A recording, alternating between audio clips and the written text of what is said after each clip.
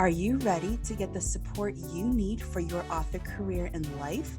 Join international indie bestseller Angela J. Ford and fantasy author Stephanie Wabwa as they talk all things writing, publishing, and the real life of an indie author. Welcome to the Indie Author Lifestyle Show. Living your best indie life starts here. Welcome to the Indie Author Lifestyle Show with me, Angela J. Ford. And with me, Stephanie Wabwa. Stephanie, how's your week been? Anything new, exciting happening with you? Super good. I'm super excited that I have finally dove into my novel. I have a title for it. I know last week I said, I want to make sure I have a title for it. So I do have a title for it. I'll be sharing that in time to come. Okay. And I also got started writing. I decided to get a head start on Nano because I didn't want to get to Nano and have this like freak out and just be stuck, just writing down those first words. So I broke that ice with my novel. I got started today. I actually already got in 1,000 words. I think I'm going to shoot to have another writing session in. I'm super excited about that. Not having written for several months just because I was only plotting for so long. It's really fun now, just getting the words out, getting back in that flow and that rhythm of letting these words flow out. So that's really exciting. That's what I've been up to. And what about you? What have you had going on this past week? Oh, that's so exciting. And congratulations on getting into the writing. So this weekend was actually a really good writing weekend. I wasn't sure if I was going to participate in NaNoWriMo this year just because I have a book that I'm wrapping up. But over the weekend, I was finishing it up and I realized I really have one chapter left to write and then all the rest is editing that draft. So what I think I'm going to do is go ahead and participate in NaNoWriMo and I'm going to write book 2. So that is the goal. So I'm really excited about that. It'll be nice to get into writing and nice to capitalize on the excitement about novel writing during November. Well, that's really, really fun. I'm excited. I know that you're a rapid releaser, so that's going to be really fun just to know that, okay, I finished book 1. Pretty soon I'll have book 2 in my hands. It's all about Dark Fate. I cannot wait for that. And today, what's exciting is we're about to have a really awesome interview with a great friend of ours, Shayla Raquel, who has just released the 10 Commandments of Author Branding. Super excited to have that conversation with her. She's about to come on. Great. Well, let's head into that interview with Shayla. Today on the Indie Author Lifestyle Podcast, we have a very special guest, Shayla Raquel. She is an expert editor, seasoned writer, and author-centric marketer. She works one-on-one with authors and business owners every day, and a lifelong lover of books. She has edited, get this, over 400 books and has launched several Amazon bestsellers for her clients. Shayla, it's so great to have you on. Thank you. Thank you so much for having me, and congrats on Indie Author Lifestyle, the website, everything. I'm in love with it. It's awesome. Thank you. It's been fantastic. Such a fun journey, and so glad to be doing this with my co-host, Stephanie Wabwa. Doing an amazing job too, Stephanie. Yes. So excited to be on here with you. I'm excited too. I've got so many things to talk about with you guys, and I know you guys have lots of excellent questions, and I've had my caffeine for the day and I'm ready to go. Awesome. Good deal. Well, we are going to be talking about your brand new book, The 10 Commandments of Branding for Authors. And I absolutely love it. I have read almost all of it. I did go through the 10 Commandments. Tell us kind of about your inspiration for it and why you decided to get this out. I know you've been helping so many authors and kind of preaching about what they should do. Yeah. What made you finally pull it all together into a book? I mean, you have to realize I've been talking about this stuff for years. When I say talking about it, I mean writing blog posts, doing interviews, speaking on this at workshops, conferences, writers' retreats. I've always talked about it. In November of 2018, we have the lovely National Novel Writing Month. And I was just so frustrated because I couldn't figure out what I wanted to write about. And so finally I was like, something isn't clicking with the fiction right now. Everything I try to do with fiction is just not working. Maybe I need to switch into nonfiction. And this kind of stinks because I can't quite remember what clicked for me, but I realized I should write something about book ambassadors. I'm always preaching about book ambassadors. I should just start writing something that can help authors. And so it just slowly but surely started morphing into a something, you know? And I just kept working on it and working on it. And then finally, I thought, I gotta think of a title for this. I gotta figure out, what is this? What is this thing that I have made? And I realized, you know, rules. I hate that. I don't like rules. Okay, what else can we call this? It's something else. It's something else. And then finally I realized I'm so passionate about everything that I talk about that it's more than just a rule. Like, this is a commandment. This is like the number one, or number 1 through 10, numbers 1 through 10 things that you really, really need to do when it comes to branding yourself as an author and putting your book out there for the world to see. And so it all started in November 2018, and then it just almost a year later became a book. So thank you, National Novel Writing Month, even though I didn't write a novel. But No, that's seriously, I think that's fantastic. super awesome. Thank I you. think that's really awesome that you settled on that, just because I think that a lot of us authors, when we dive into the journey, that's the one thing we don't think about. Like, we think about the fun stuff, you know, we think about, let's write the story. We don't think about, okay, what comes after, Yeah. because that's pretty important. And I think I would just, you know, start off with my first question for you would be, what do you believe is the one important thing that authors don't think about with their branding that does the most damage to their brand in the long run, because they don't think about it up front? Easiest answer for you is authenticity, or the lack thereof. So it's the first thing that I start talking about in this book. When I say authenticity, I literally mean being yourself from day one. I don't care if you are talking about social media, if you're talking about an email newsletter, if you're talking about the tone in your book, if you're talking about you speaking at a workshop or just doing this interview here. The way that you are right now, Stephanie, should be the same way if you were standing on a stage doing the keynote about your book to 1,000 people versus if it was you and me sitting in a coffee shop talking about it. You should be the same through and through. And what so many authors do, they just race to social media, they race to publish their book, they race to all these things, but they don't start with the foundation of authenticity. And so what I mean by that is, who are you really? What is it about you as an author that makes me want to hear from you, see you, learn from you, be entertained by you? Everybody seems to think I have to talk about my book 24/7. And then they sit there and they think, why won't anybody buy my book? Well, it's because you're selling to me 24/7 and I haven't had a chance to get to know you. So if they would be authentic and they talk about their passions and hobbies and failures and successes and all those things that make them make them unique, that's what's going to draw me to you as a reader. That's what's going to turn me into a book ambassador, a loyal reader who fangirls over your book and tells the world about it. I love that. And I love that you also practice what you preach, because I remember meeting you, on Facebook back in 2015. And one of the things that really struck out to me was that you were just very authentic. And it comes across in your book and in your writing. You're just very approachable and very authentic. And just the funny little things you say, like throughout the book, like it just makes me laugh. And I'm like, this is so fun. Like, it's true that you're authentic. And I think about that, and that's a good thing for writers to take away, is if you're Sure. coming off as authentic and approachable and creating that friendship with your fans, it makes a massive difference in Yes. selling books. And that's huge. And another thing I want to kind of dive into, another thing you talk about, which I've had my back and forth struggles with, is social media and how to use that to actually be effective as an author, Yeah. versus just kind of, I don't know, just throwing things out there and feeling like no one's listening. What kind of advice do you have for just diving into Sure. So social the part? first thing you have to understand about social media, Jane Friedman is the one who taught me this, but it's the lifeline to your readers. And so without it, there is no lifeline to them. But here's where things get really difficult for us as authors. We're told by marketers, you need to be on Facebook and Instagram and Twitter and LinkedIn and Pinterest and YouTube. And then before you know it, you're just like, who has time for all of that? I can't do all of those things, but maybe I understand the importance of social media. And so first you have to figure out what is at least one, and if you're just really on a roll too, but at least one platform you could stick to and really enjoy. Not what somebody else tells you you need to do, What is one social media platform that's fun for you? If it's fun for you, then you're not going to want to pull your hair out all the time. It's actually going to be something where marketing can be fun and authentic for you.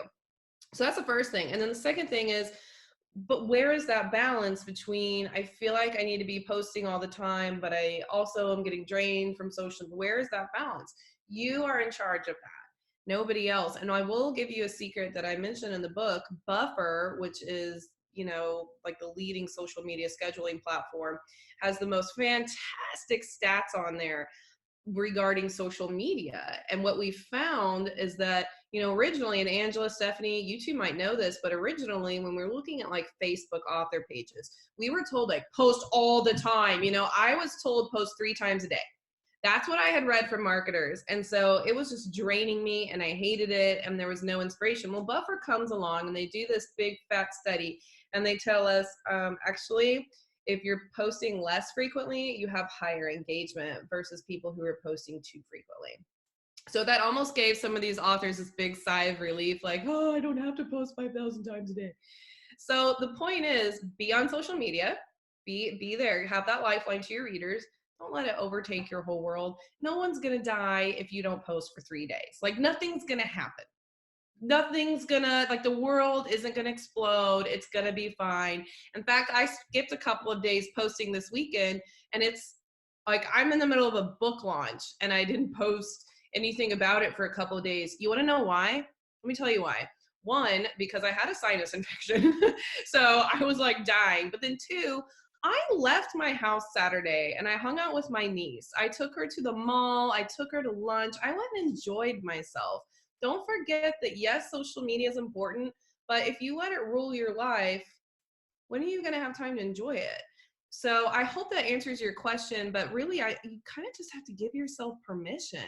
Quit listening to what everybody else says. Give yourself permission to be on social media when you can. Don't go dark for a year because then no one's going to know what's going on. But just don't worry about it if you can't post every day. I love that. Fantastic advice. It's true. And I get on rants about that because I'm like, I you do not have to post so every day.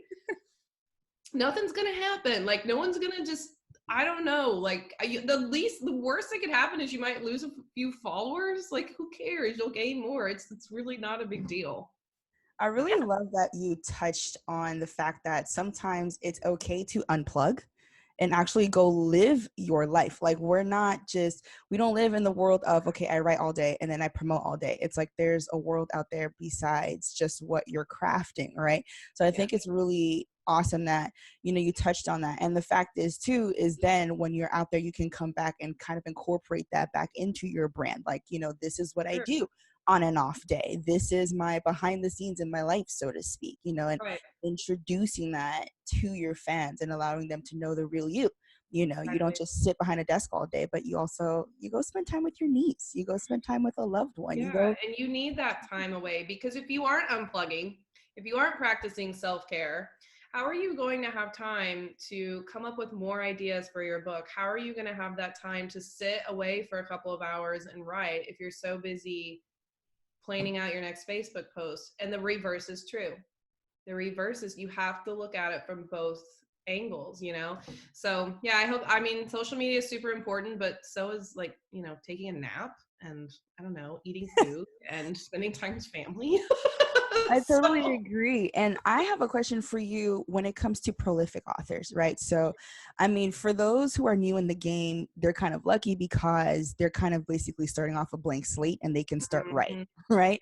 But for those who are already 10, 15 novels in, or maybe 5 novels in already, and they already have a list of 10,000 people that, that's already part of their fan base. What would you say, what would you suggest for an author to do if they're already prolific, but they don't have that established brand, right? They've kind of been throwing spaghetti at the wall, trying to see what sticks. They've been switching it up every single time they put out a new book. And, when they're in different scenarios, they put on a different hat, so to speak. What would you say to authors like that who are already established in their career, but maybe don't have a well-established brand?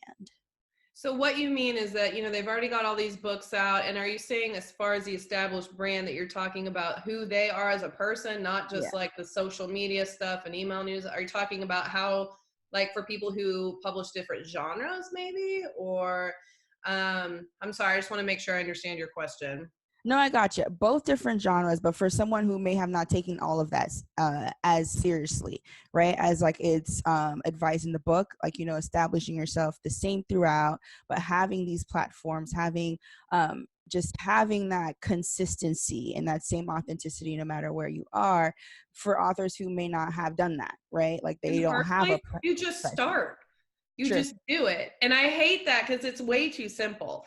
You want it to be something that's way bigger than that. Like, you want it to be like, okay, well, first you sit down with this really, really long, like this big notebook, and you outline all this stuff for 3 months. This is going to be your 3-month strategy. No, you just do it. So, like, let me give you an example. And I know it's not the perfect example, but originally when I first started, in 2013, I started in the publishing industry in 2010, but 2013 when I started my own business, it was called Curiouser Editing LLC. And I originally, I really pushed that. That was my domain name. That was the Twitter handle, Instagram, everything. But you know what I found is that people would tag me. They would tag my name. They would introduce my name. They'd always forget Curiouser Editing, let alone learning how to spell it, you know. So then I honestly cannot recall when it was. I think it was 2016. It's kind of a blur, but I completely rebranded, and I changed everything to ShaylaRaquel.com, all of my everything. Now realize I already had a good 3.5 years worth of people following me. I had the email newsletter, I had my website, I had all these social media channels. So I had this risk of, if you're rebranding and you're trying to completely rename yourself, everyone's going to freak out and they're all going to unfollow me and I'm going to have to start from scratch. And that didn't happen. It really didn't. In fact, everybody was really excited about, oh, I love this. I love your new logo. I love your new name. I love all that. And it wound up being a no-brainer for me. And for me, I am not, yes, I have my daily planner, all that. I'm a very just do it. Don't think about it too much. Just do it. And so when I rebranded, it was just kind of like a one and done over the weekend kind of thing. And I think because I didn't spend months and months dragging it out and thinking about it, it was it's kind of like a ripping the Band-Aid off. And so it worked out really well for me as I morphed into not just an editor, but an author, a marketer, a speaker. And so when you're looking at these people who, like me, they already had this established brand, they already had these subscribers, they already had all this other stuff, but now they need to kind of, retrain their followers or try a different avenue. I'm sorry, but just do it. Don't, if you spend forever trying to plan it all out, it's not going to happen and it won't go the way you thought it would.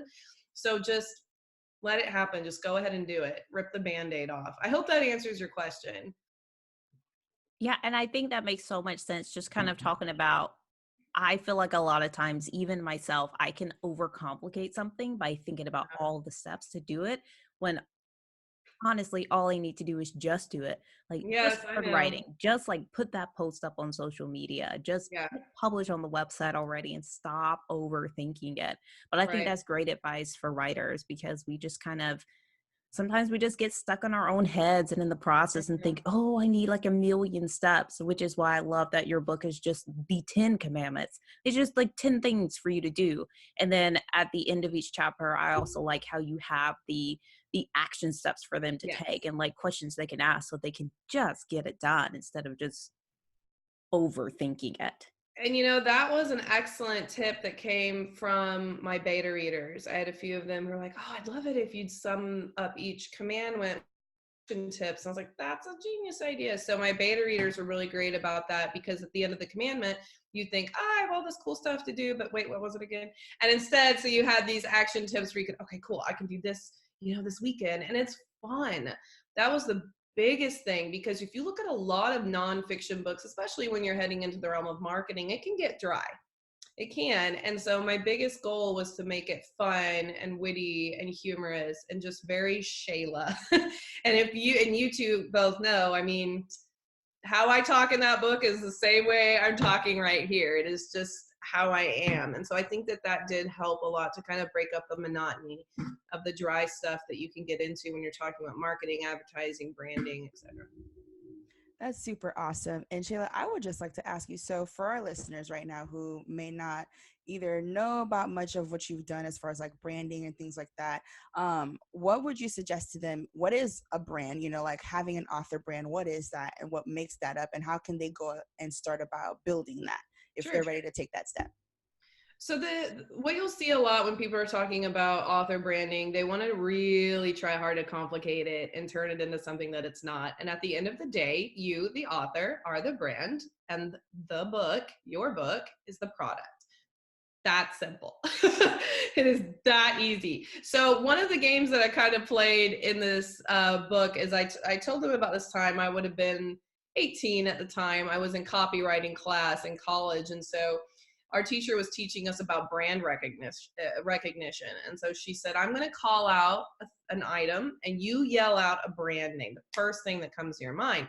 And so she said, you know, hamburgers, and you hear like McDonald's or Five Guys or whatever. And she'd yell out coffee, Starbucks, Tim Hortons, Dunkin' Donuts. She'd yell out shoes, Nike, Adidas, right? So brand recognition is teaching us, like, this is what your mind immediately goes to. So I like to play it with authors. So let's do it really, really quickly. Okay, you guys can shout out whoever you've got. All right. Romance. Ooh, Nicholas Sparks. Angela. Science fiction. Ooh, science Oh fiction. gosh, there's the author of The Expanse. This is a really cool TV show. I cannot remember the author name, but that's popping I'll up. But take also it. like Star Trek, Star Wars, that whole thing. Martian. Okay, what about horror? Ooh, Stephen King. Right. Okay, what about mystery? Ooh. I had a name. Christine Agatha. Yes. Yeah, Agatha Christie. Okay. Yeah, so you can keep going and going with this, right? So your job as an author is to be the first name that pops up into a reader's head when they say your genre. And that is like the ultimate goal, right? Can you imagine if somebody said fantasy, and they're like, Angela J. Ford. I mean, Instead of like you would Tolkien. just up and down your spine, right? That's what you want, right? So how do you get to that point? Well, you start the foundation. You go ahead and you sit your butt down and you figure out, who am I? Who am I really? What are my passions and hobbies? What do I write about? And I have a questionnaire in there to help people with that. You got to get that figured out first before you go take off and do all this other stuff with your website, social media. If you've already done it, cool. You might have to just tweak a little bit. From there, you need to have an online presence, okay? As fun as it is to pretend that, these things don't exist, that is just not accurate, okay? So the internet is where we can fall into the abyss of cat memes and all sorts of great stuff, but it's also where we sell our books. So you have to get into that, whether it's, your website, definitely social media, maybe an email newsletter or something else. Like if you don't want to do an email newsletter, you could do YouTube, or you could do Pinterest, or you could do Medium, or all sorts of really great options there. It's about getting your authentic voice out there for people to hear or read or what have you. Okay, so those are the two. You start with that. Those are two things. And then the third thing that I feel like everybody wants to just kind of, like, oh, she didn't say that horrible word, did she? Consistency. It's being consistent in all of those things, and that is what is so hard for us. I always mess up this stat, but it's over 90% of entrepreneurs fail within the first year of opening their own business. And quite frankly, the majority of it, it's because they quit. They don't stay consistent. They think like, oh man, I should have had enough clients by now. I should have had enough customers by now. The author is the same. He or she thinks, I did Facebook for 3 months and nothing happened. I did the blogging for 3 months and nothing happened. A lot of people think I joke about this, but from April through, I think it was like September or October of 2013, the only person reading and commenting on my WordPress blog was my mother.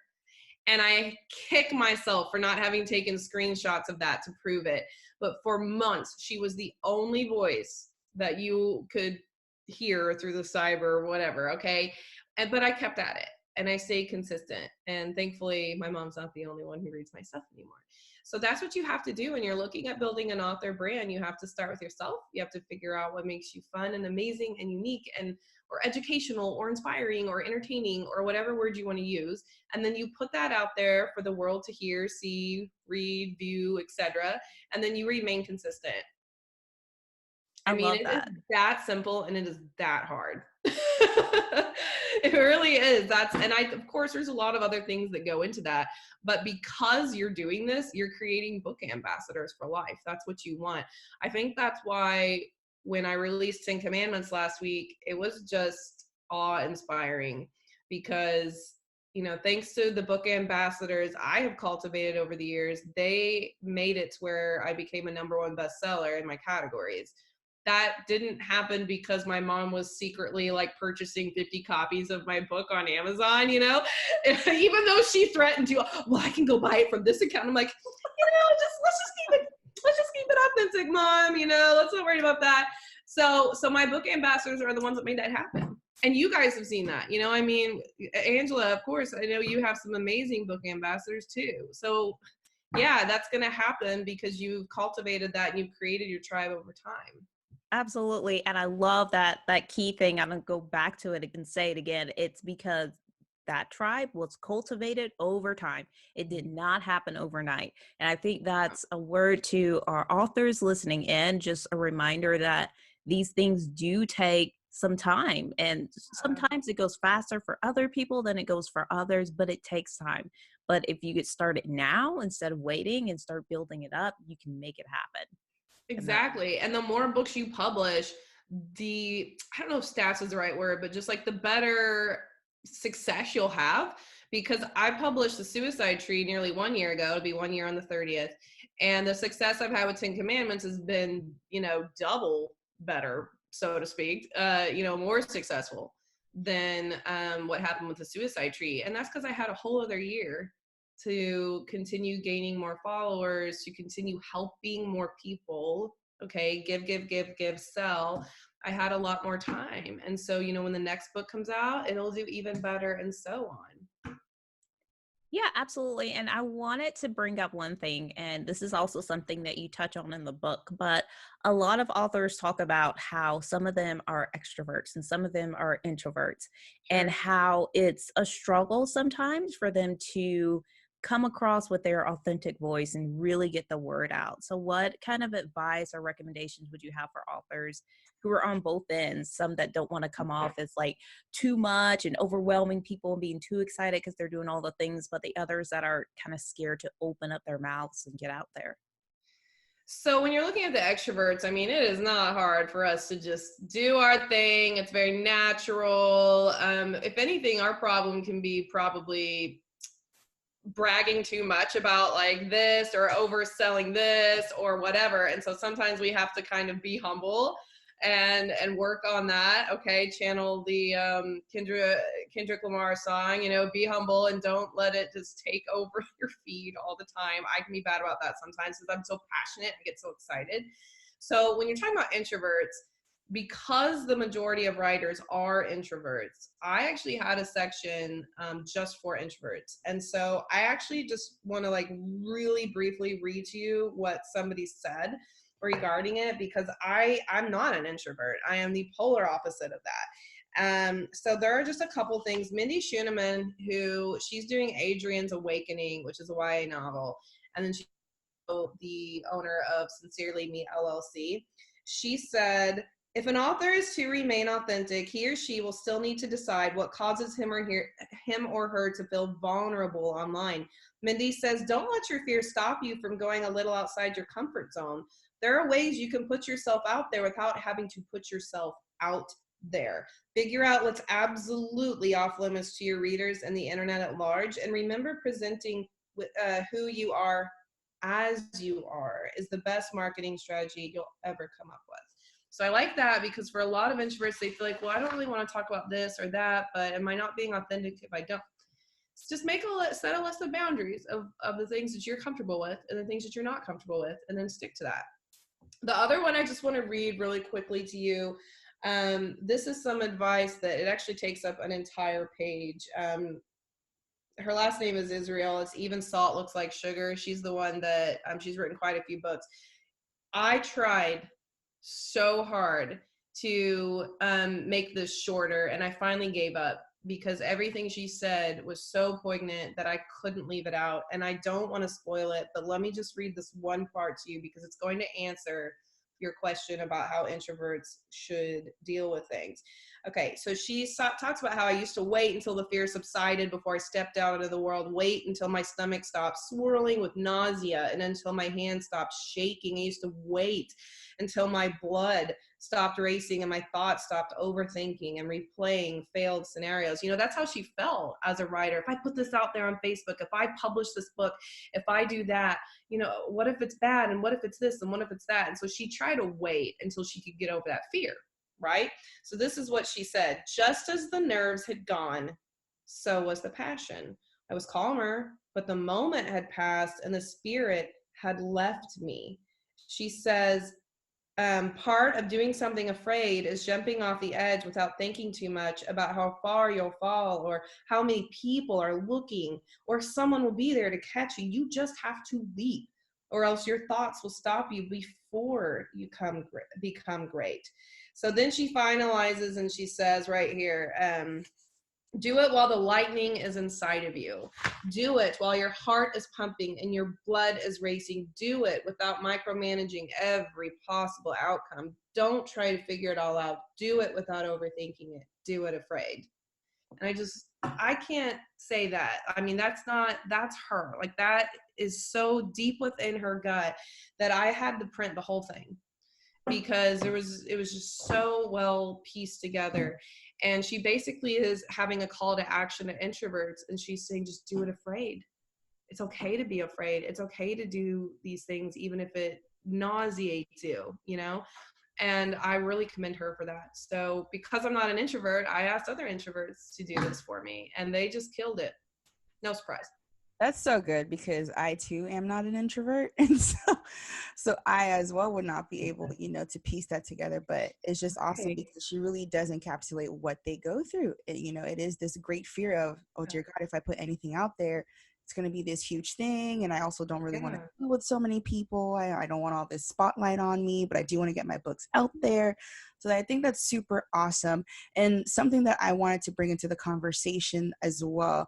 I know we've talked a lot about just the online side of branding, but I know you are also very heavy with the local community. Yeah. And so I want to talk just a little bit about that, like getting involved. And I asked this as well from a personal angle, because now that I am in Maryland, I'm close to the DC area. I know for me, I want to get more local. I've not done that before. And so just finding a community that I could fit in or start one if need be, what would you suggest to even someone like me who is in a place where they want to start a local community or get involved in one, and how to go about that and build their brand through their local area?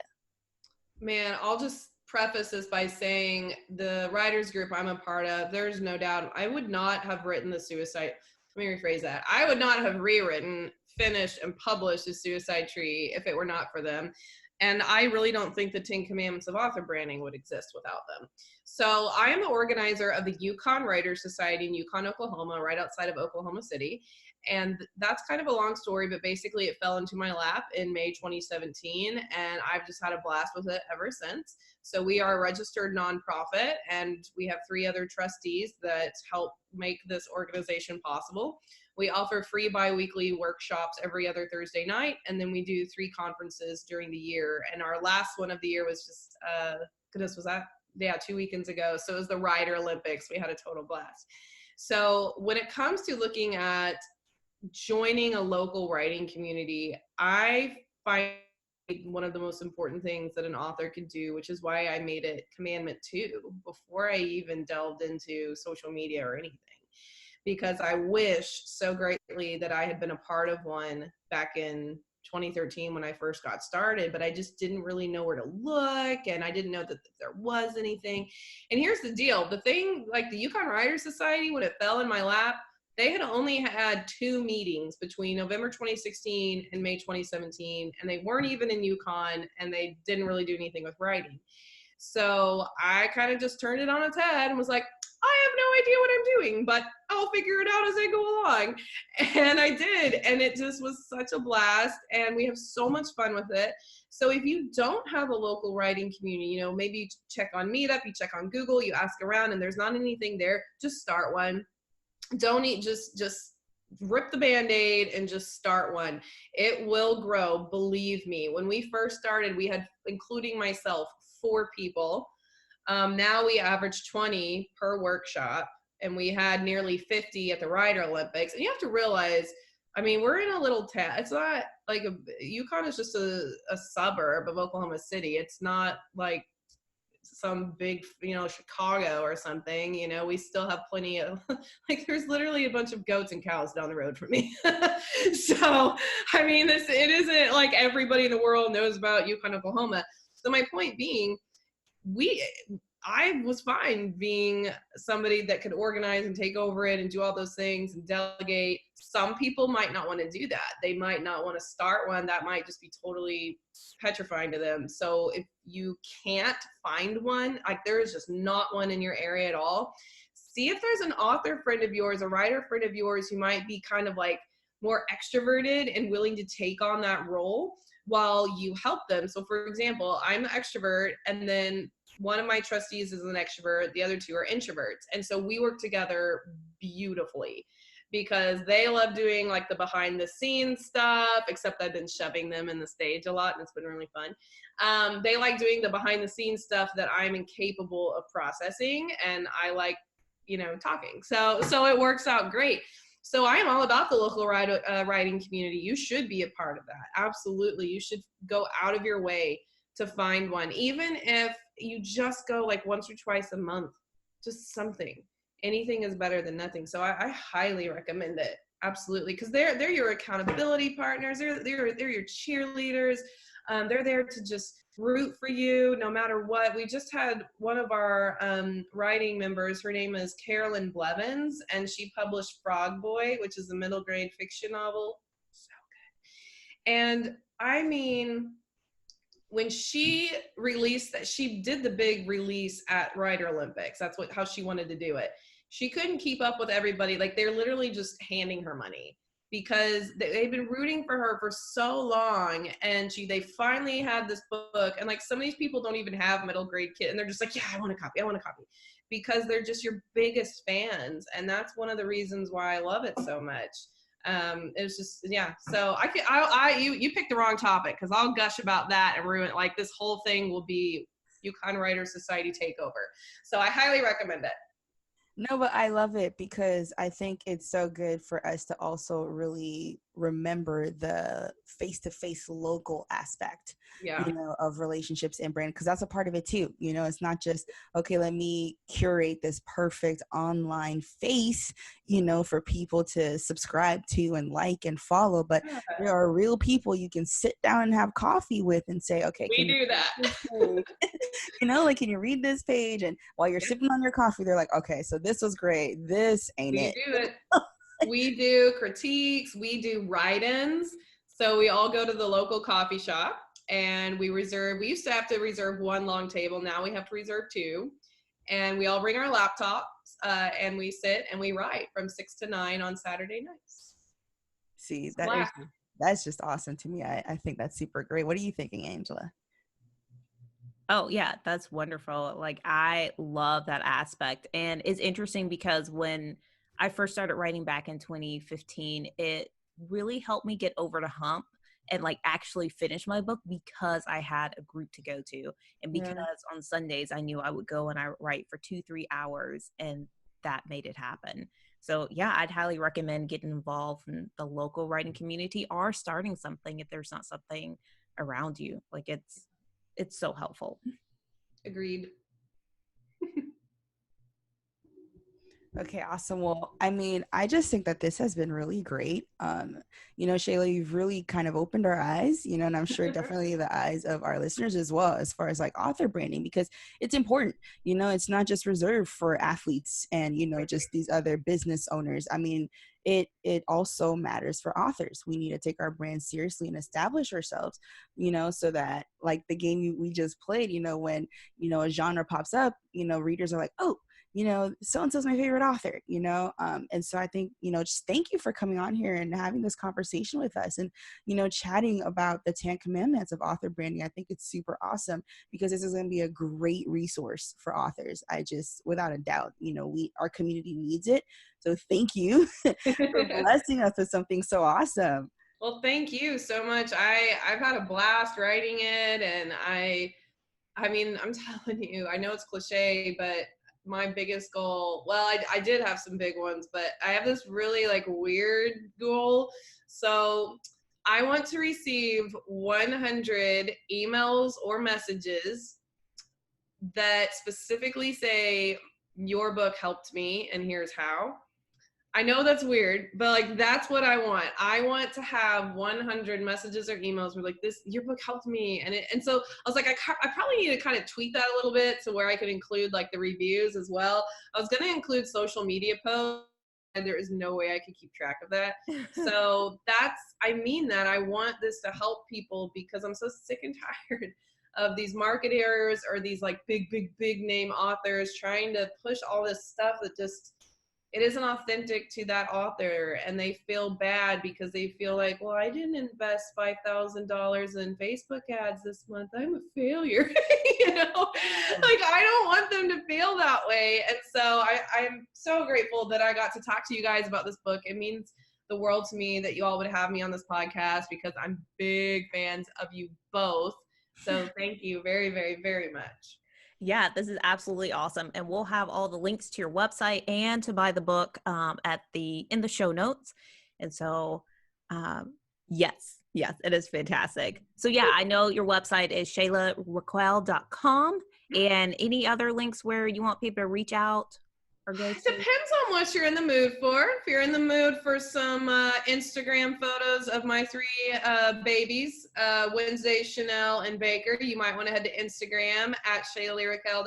At Shayla Raquel, whatever. Twitter, if you just want to see me post some of my favorite articles, it's the same tag. Facebook, I like to kind of do little rants and little micro blog posts and stuff like that on Facebook. As far as anything else to give to you, I know. So when you get the 10 Commandments of Author Branding, you will notice that I talk about a very specific URL that's mentioned throughout the entire book. It's called ShaylaRaquel.com/commandment downloads. On there is just a heck of a bunch of freebie printables that I discuss throughout the whole book. So it's really, really helpful. I think you guys will like it. All right, nice. great. We can get that link too. Now wait a minute. Is that something where they have to read the book before they can like link over there? No, I'm a giver. What can I say? I know how it's gonna go. I was in the middle of creating it. One of my authors was like, "You don't happen to have a list of hashtags for authors, do you?" And I was like, "In fact, I just created 55. Please hold." I didn't even like tell him. I already knew he was buying the book. I don't care. So it's fine. It leads them to my website, and I'll have a link there in case you don't have the book that talks about all this free stuff. No, that's awesome. So listeners can find that by going to indieauthorlifestyle.com/005. And we'll have all the show notes, all the links, so you can go and explore and definitely get your copy of the 10 Commandments of Author Branding. Go ahead and download it, read it, and actually take action. And then shoot Shayla an email when you get done and let her know how it helped you. Yes, please do help me reach my goal. I might like print all of them and create some type of collage.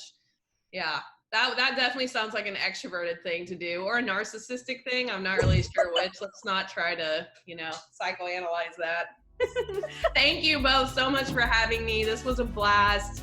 I am a huge supporter of both of you. I love what you guys are doing with Indie Author Lifestyle. Way too cool. Love it. Well, we're so glad. Thanks for coming on. Of course. Absolutely. The journey to becoming a full-time author on your own terms doesn't have to be lonely or hard. We have an awesome community where we chat daily, write together, and motivate each other.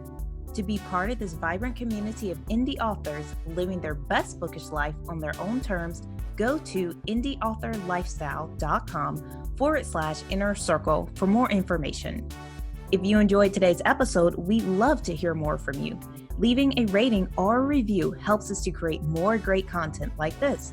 Be sure to rate this episode and subscribe to the show. Thanks for listening to the Indie Author Lifestyle Show. See you inside the community.